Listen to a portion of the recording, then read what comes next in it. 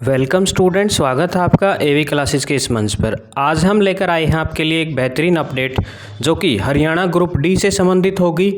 और क्या कहा चेयरमैन सर ने, तो जो अगली लिस्ट लगने वाली है वो 8000 की होगी। और ये जो लिस्ट है वो कब लगेगी, ठीक है, सेकंड लिस्ट जो है कब देखने को मिल सकती है और कब तक आएगी, ये सारे के सारे जो सवाल हैं इन सभी सवालों के जवाब यहाँ डिस्कस करने का काम करेंगे। देखिए, बहुत से तथ्यों के माध्यम से ये जो बातें हम बोल रहे हैं, ध्यान से देखिएगा।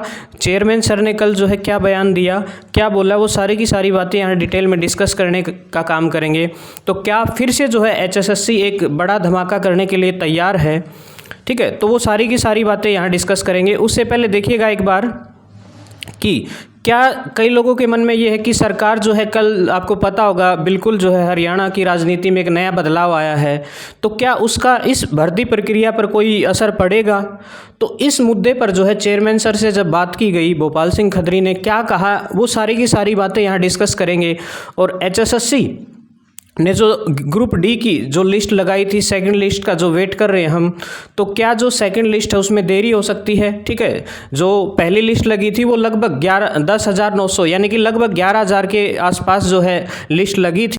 उनमें से कुछ बच्चे ऐसे थे जो ऑलरेडी सेलेक्टेड थे, यानी कि वो पहले से ही किसी ना किसी जो है पद पर पहले से ही जो है गवर्नमेंट जॉब में हैं। तो यस या नो का ऑप्शन जो है सरकार द्वारा नहीं दिया गया, जिसकी का खामियाजा जो है बच्चों को भुगतना पड़ा। तो मेरे ख्याल से जो है नई लिस्ट आएगी, उसमें जो है असर देखने को मिलेगा और जो कट ऑफ है वो नीचे जाने की संभावनाएं पूरी हैं। क्योंकि यदि ग्रुप जो सी का मामला है, 56 और 57 ग्रुप का मामला है, यदि वो हल हो जाता है तो बहुत असर पड़ेगा और एक बहुत जो है लिस्ट के ऊपर प्रभाव देखने को मिलेगा। तो देखिए, हरियाणा ग्रुप डी के लगभग जो 10,997 कैंडिडेट में से केवल 7,000 ने ही जो है ज्वाइनिंग जो लेटर है वो डाउनलोड किया है, यानी कि शेष जो कैंडिडेट है वो, ठीक है, पहली लिस्ट में जो शेष कैंडिडेट है वो किसी ना किसी, या तो Delhi police, ALM, GNM, VLD या ड्राइवर, ठीक है ना, ये केवल 7,000 कैंडिडेट हैं जो ग्रुप डी की ज्वाइनिंग चाहते हैं, यानी कि उन्होंने जो है ज्वाइन कर लिया है ग्रुप डी को। तो इन जो बच गए शेष जितने भी बचे हैं, लगभग जो है 3,000 यानी कि 4,000 के आसपास, यानी कि 3997 कैंडिडेट, यानी कि लगभग 4,000 कैंडिडेट ऐसे हैं जिन्होंने जो है ये जो अपना ज्वाइनिंग लेटर है वो डाउनलोड नहीं किया। इसका मतलब वो या तो किसी ना किसी पद पे ऑलरेडी हैं, ठीक है। तो इसका मतलब ये जो खाली पद रह गए 4,000 के आसपास, और अभी आपको पता होगा कुछ एक जो कैंडिडेट की लिस्ट है वो सरकार ने भी अभी जारी नहीं की है।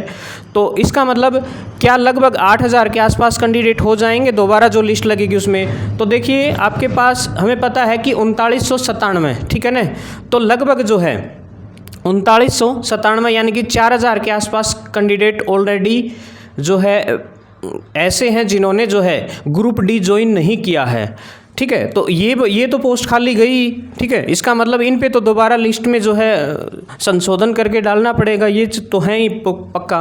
और 2660 पोस्ट जो है ऑलरेडी पेंडिंग है, जो 5 नंबर वाला मसला है उसका वेट चल रहा है। जैसे ही वो मसला हल होता है तो जल्द ही HSSC द्वारा जो है एक और धमाका देखने को मिल सकता है।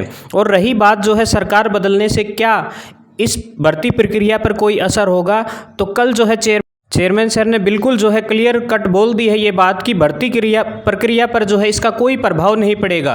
क्योंकि भर्ती का काम जो है, इस भर्ती को पूरा करने का जो काम है वो आयोग का है या फिर उस कोर्ट केस का है। यदि वो मसला हल होता है तो जो है भर्ती प्रक्रिया पर किसी भी प्रकार का कोई प्रभाव नहीं पड़ेगा। इसका मतलब कुछ बच्चे जो है निराश हो रहे थे कि जैसे ही सरकार का जो है मतलब कैबिनेट भी बदला है, सरकार में जो बदलाव आया है, क्या भर्ती प्रक्रिया पर कोई प्रभाव पड़ेगा।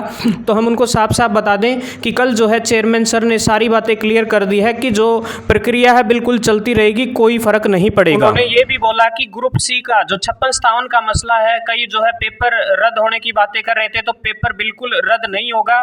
उसी के बिहाफ पर जैसे ही जो है कोर्ट आदेश देता, उसी के आधार पर जो है ये भर्ती प्रक्रिया पूरी होगी।